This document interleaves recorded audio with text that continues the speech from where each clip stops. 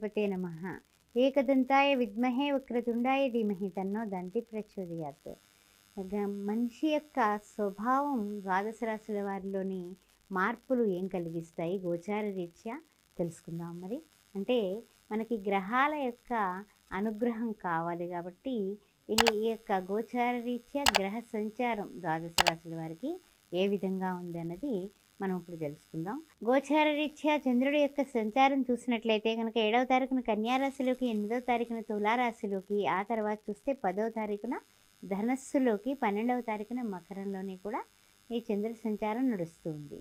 అయితే ముఖ్యంగా చెప్పాలంటే కనుక మేషరాశి వారికి ఎలా ఉండబోతోంది చెప్పడానికి మొట్టమొదట మేషరాశిలో ఉన్నటువంటి అశ్విని నక్షత్రం 4 పదాలు, ఆ తర్వాత మనకి భరణి నక్షత్రం 4 పదాలు, కృత్తిక ప్రథమార్థం. అయితే ఈ విశేషమైనటువంటి వారంగా మనం ఇది చెప్పుకోవచ్చు. కారణం ఏమిటంటే గురువు చూస్తే మేషరాశిలోనే ఉండడం, ఆయన చూసినట్లయితే కనుక అన్ని విధాలా కూడా మంచి యోగకారకమైనటువంటి తత్వంలోకి ఉండడం, ఆ తర్వాత 7వ తారీఖునే బుధుడేమో ధనస్సు రాశిలోకి ప్రవేశం చేసుకోవడం, దాని వలన ఈ యొక్క గోచార రీత్యా ఉండేటటువంటి ఇబ్బందులు తొలగిపోయి నవమంలో బుధుడు ఉండడం వల్ల మంచి ఆలోచనలతో ముందుకు వెళ్ళడానికి సంకల్పం చేసుకుంటే అన్ని విధాల సక్సెస్గా ఉంటుంది అన్న విషయం మేషరాశి వారికి ఒక శుభసూచకంగా చెప్పుకోవచ్చు.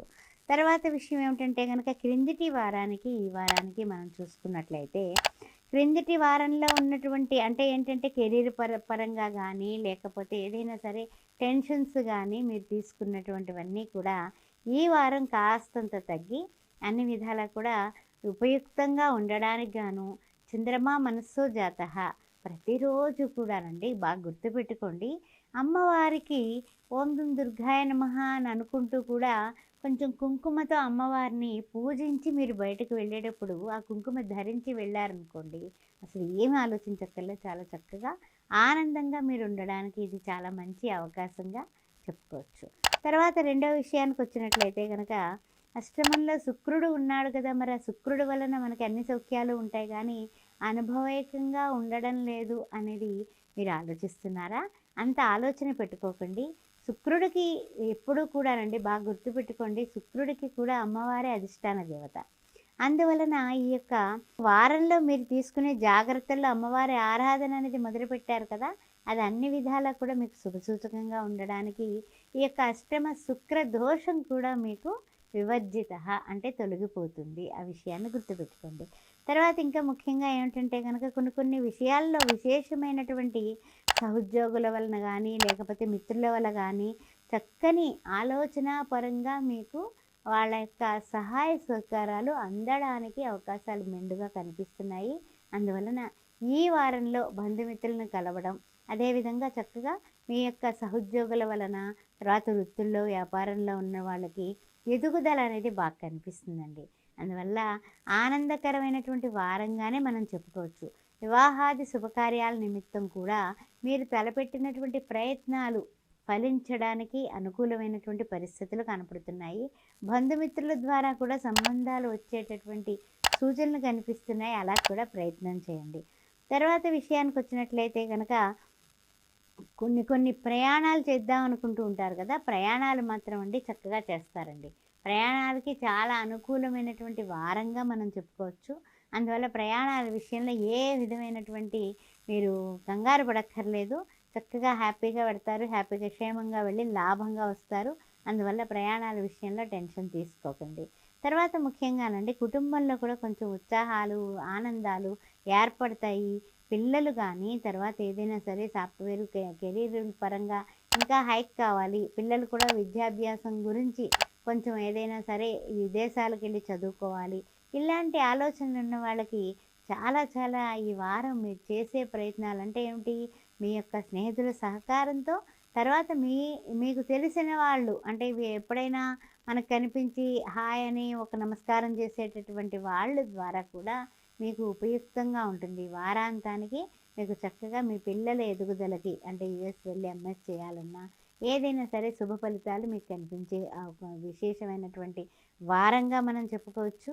అందువల్ల మీకు ఏ పరిచయాన్ని కూడా మీరు ఏం మన వాళ్ళది మనకు అక్కరకు రాదు అని వదిలిపెట్టకండి.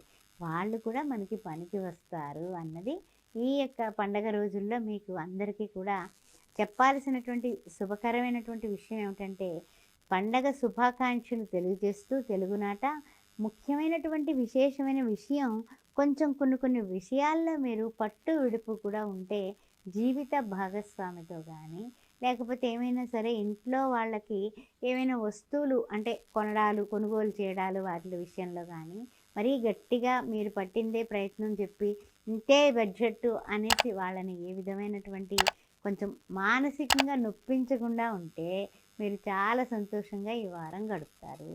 దానికి మీరు చేయాల్సినటువంటి రెమెడీస్ చూసుకున్నట్లయితే అన్ని విధాల యోగదాయకంగా ఉండడానికి గాను మొట్టమొదట గురువుని శివాయ గురవే నమః, శివాయ గురవే నమః ప్రతిరోజు 5 సార్లన్నా సరే శివాయ గురవే నమః, ఓం నమః శివాయ అని చెప్పుకోవడం.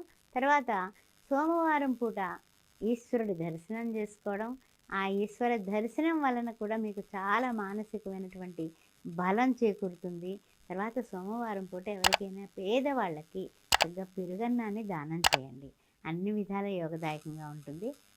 తర్వాత మీరు ఇంకా ఇంకా ఉన్నత స్థితికి ఎదగాలని ఎవరైతే అనుకుంటున్నారో, వివాహాది శుభకార్యాలు కలగాలి, తర్వాత లేకపోతే కనుక మనకి కెరీర్ పరంగా హైక్ జీవితంలో ముందుకు వెళ్ళాలనుకుంటున్నారో వాళ్ళు తప్పనిసరిగా గురు చరిత్ర పారాయణ చేయడం మానకండి, మర్చిపోకండి.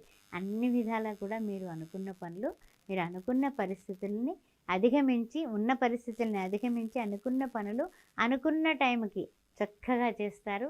అన్ని విధాలా మీకు బాగుంటుంది. అమ్మవారి అనుగ్రహంతో ప్రతిరోజు కూడా మీరు మర్చిపోకుండా కుంకుమ ధారణ చేసుకోండి. ఓం దుం దుర్గాయ నమః అని చెప్పుకుంటూ ఉండండి. ఓం శ్రీ మాత్రే నమః.